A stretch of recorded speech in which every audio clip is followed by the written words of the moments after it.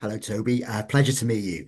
Now, I really enjoyed this documentary of yours, but now previous to this, you had helmed Nebworth 22 with Liam Gallagher.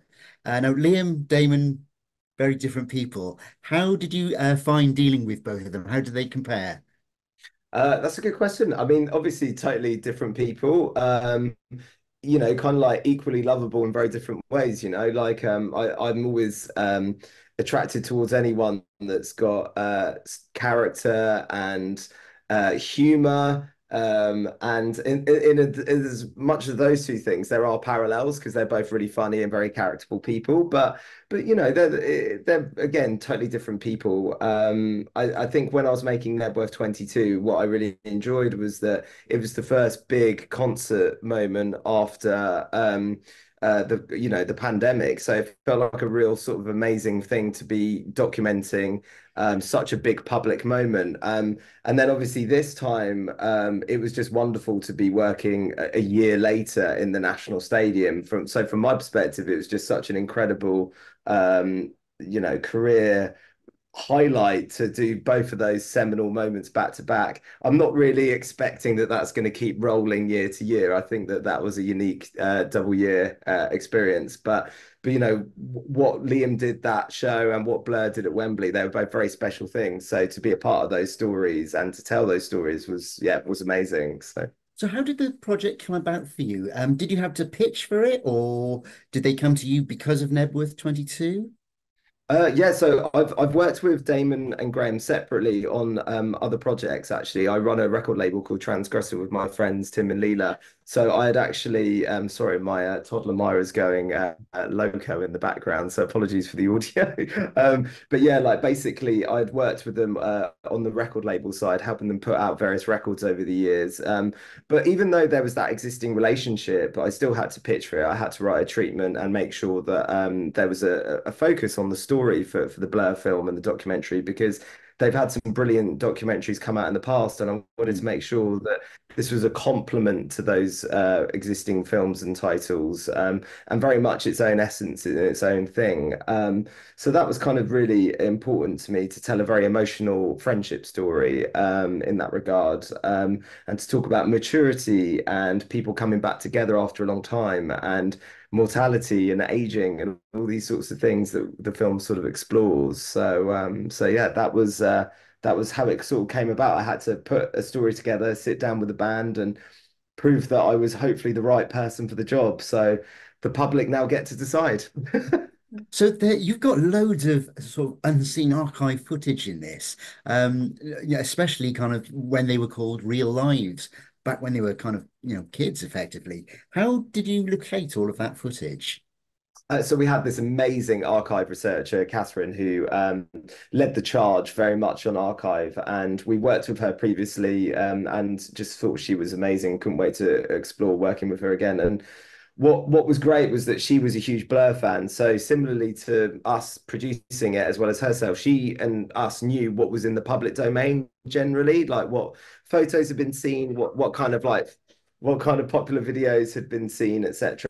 So that was really useful in that regard because it was a bit of a shorthand for making sure that if we did stumble across new material that felt it was rare or unseen, we were aware that it was special. And specifically, as you mentioned, the real lives footage, that's my favorite unearthing of the whole project. And that we found Paul, who used to be in a band with Damon and Graham. He had this unseen, unheard archive of their 80s school band where they played an assembly and the artwork they used to make and the posters they used to make and the photography that of when they played in school assemblies. So to be able to bring those together in this film, even though it's very, contemporary here and now story, but with flashbacks, it just felt very revelatory. And I'm just delighted the fans get to have a bit of a sort of taste of that pre-Blur energy, if that makes sense. Yeah.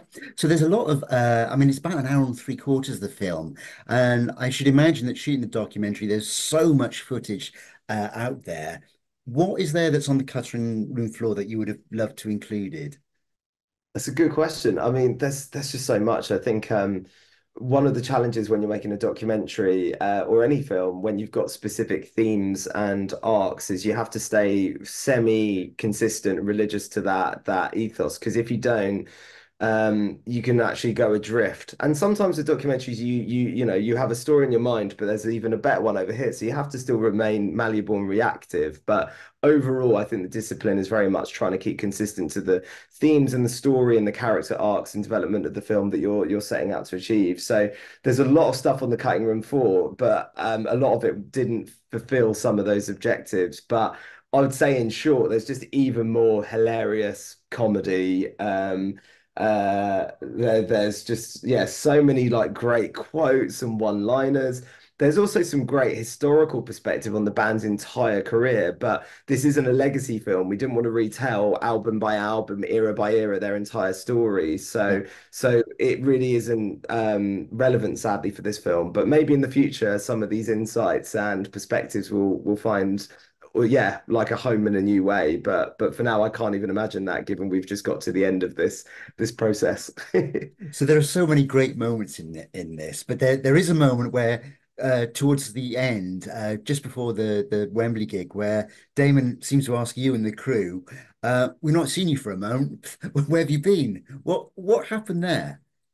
That was an intentional month off. Like it's really funny. We left it in because we just thought it was quite a funny delivery and moment and a bit of a gift for the audience to kind of ask some questions and raise some eyebrows. But we always intended after shooting some of the album, the finishing of the album, the rehearsals, the production rehearsals, the warm-up shows to Wembley, the first big show at Primavera. It was always our intention to have a few weeks off from the band ahead of then picking it up and shooting at Wembley, just because I thought life would happen without us.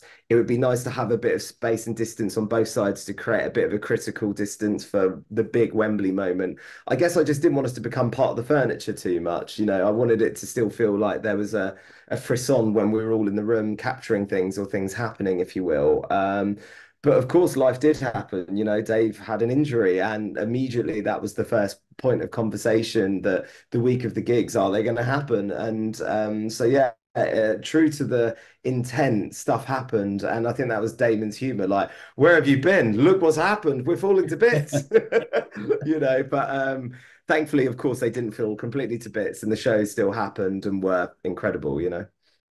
So, with all bands of a certain stature, which Blur obviously are, the artists kind of have control of what's put out there. So, with regard to this documentary, how much free reign did you have to have, if you like, final cut? Complete free reign. That we funded it ourselves as a production company. So that gave us that sense of independence. When we spoke to the band, we said we didn't want it to be, I've said this in other conversations, we didn't want it to be a PR puff piece. We wanted it to be authentic and honest in a real way. Wanted to react against a lot of the documentaries that seemingly are coming out at the moment, calling themselves documentaries, but are slightly more staged. So, yeah, it was always going to be the way that from the point of commencing the film to the fruition of it and the edit, that it was going to be our interpretation of events and our retelling of events. And thankfully, the trust was there from the band and their amazing management team and everyone to let us tell that story, which obviously is a huge responsibility. But equally, I think everyone knew it was going to be a more honest and raw depiction because of the way we were filming it in a very naturalistic way, a very fly on the wall way, intentionally restricted in some ways. But then also we because of the themes we had all agreed on what this film would be in terms of the I guess the emotional context of it. Everyone knew what we were trying to do from the beginning.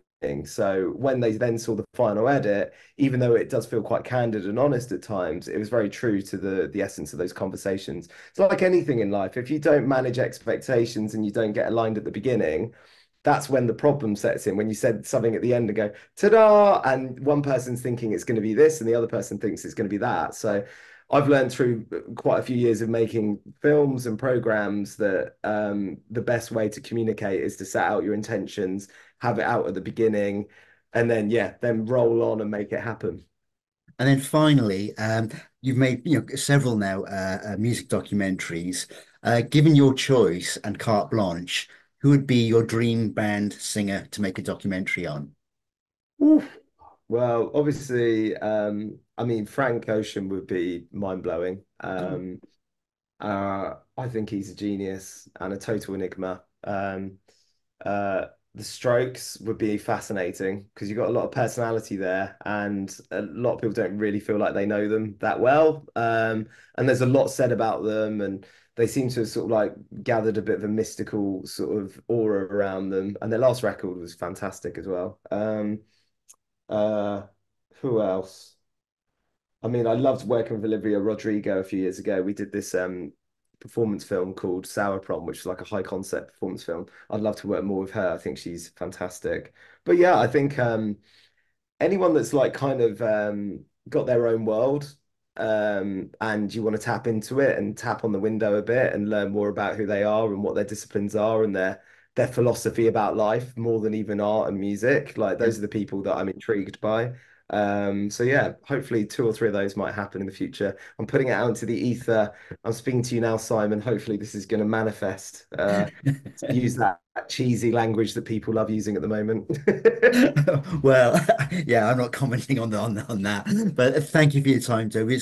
I really enjoyed the documentary. Congratulations on it. Thank you. Oh, thank you so much. I appreciate your time and your kind words. Thank you.